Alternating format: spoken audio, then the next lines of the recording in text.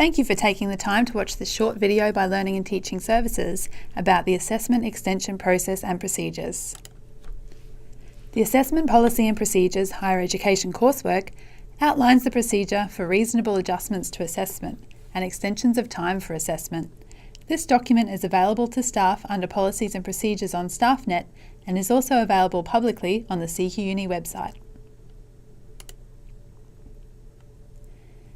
Acceptable reasons for adjusting assessment, including extensions of time for assessment, include disability, medical or health-related conditions, hardship or trauma, compassionate circumstances, and unavoidable commitments. Students must request their extension prior to the due date and time. Students can enter a request for an assignment extension up to 5 days after the due date, but it should only be approved if they establish a sound reason for this. Otherwise, a late penalty of 5% of the total available marks per day must be deducted. If the assessment extension request is for 14 days or less, the unit coordinator will receive a system-generated email asking them to consider the request. If a student requests longer than this, the request will come to the Learning and Teaching Services officers, and we liaise with the Deputy Dean Learning and Teaching to make a decision. You will be consulted as part of this process depending on the DDLT's preferences, but in these cases, we ask that you do not respond to the student in relation to the request. Students are able to request extensions to a maximum of 28 days. If students indicate that they need longer, we must direct them to apply for withdrawal without academic and financial penalty instead. A response is due to the student within 5 working days of their request.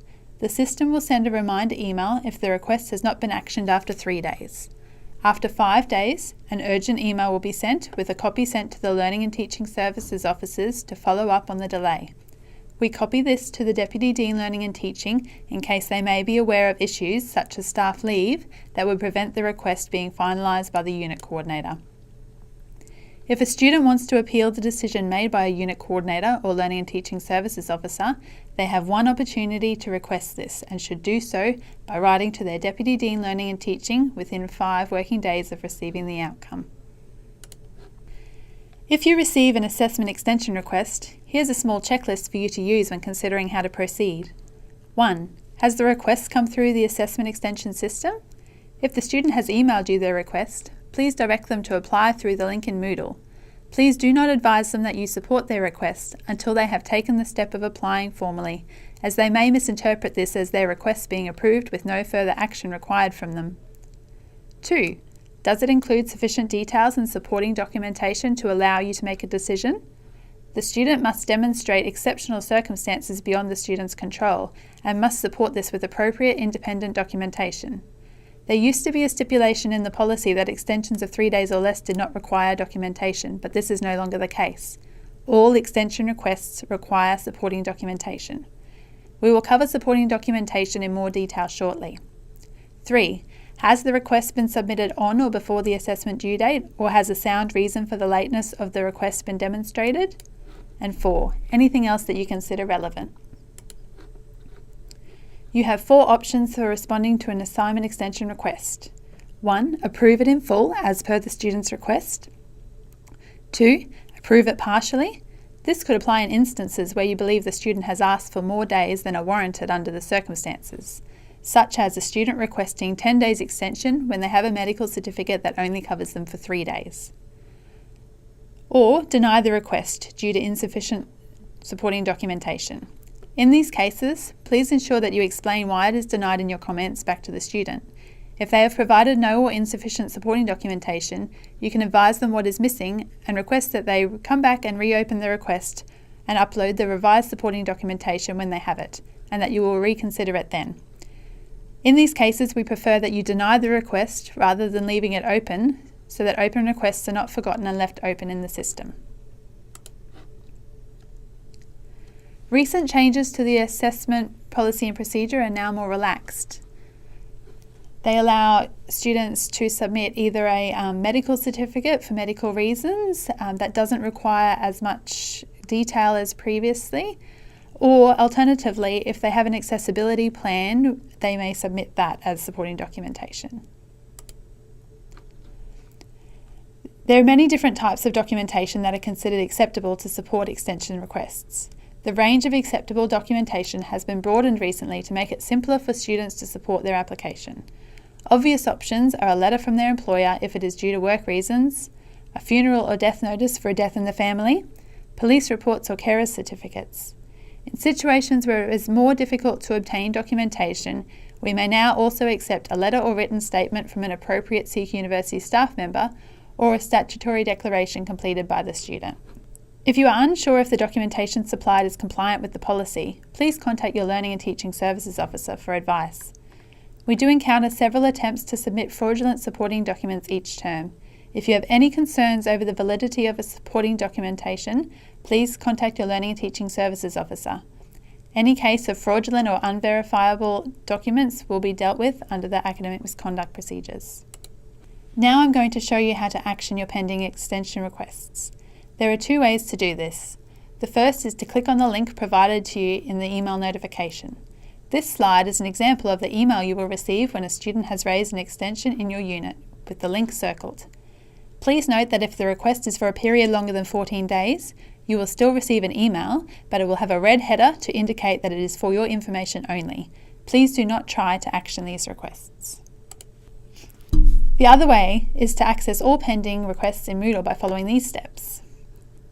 The Assessment Extension database sits in Moodle. You can navigate to the Moodle homepage. From the navigation block, select Extension Status to view all extension requests. You may filter the list of extensions by unit or the state of the request, or search for the student. To view the details of a request, click either the unit or activity link. The full details of the request will appear, including links to the supporting documentation. Prior to approving the request, you may wish to adjust the requested period by clicking the Modify Extension Length link. This allows you to adjust and save the requested extension period. You can then either approve or deny the request by clicking either the Approve Request or Deny Request buttons. Once you approve or deny an extension, a confirmation page will be shown where you can add a comment prior to finalising the request. If a request is approved, its status changes to Granted, and the extension is applied to the student's submission area in Moodle. Why should all extension requests be recorded in the system? The information is available to those who need it. If you are using the system and unexpectedly need to take leave, someone else can pick up where you've left off. Extensions that are organised by email between you and the student are not going to be able to be accessed, and students may be wrongfully given late penalties. Another reason is it talks to Moodle. When you approve an extension in the system, Moodle will automatically adjust the student's individual due date for that assessment item. When the student does submit, Moodle will tell you whether the student submitted by their new due date or if late penalties need to be applied.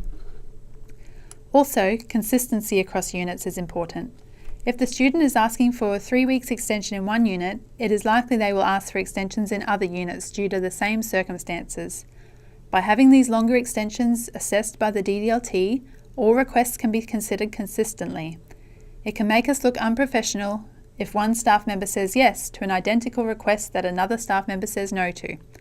For shorter requests that are assigned to the unit coordinator for a response, you can search the database for a student's other requests, which can also be used to apply consistently. The system also allows the application of DA grades against students whose due dates extend past the finalisation of grades at the end of term.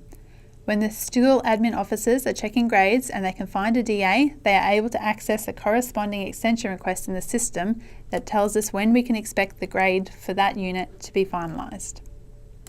Finally, here are the contact details for the Learning and Teaching Services officers.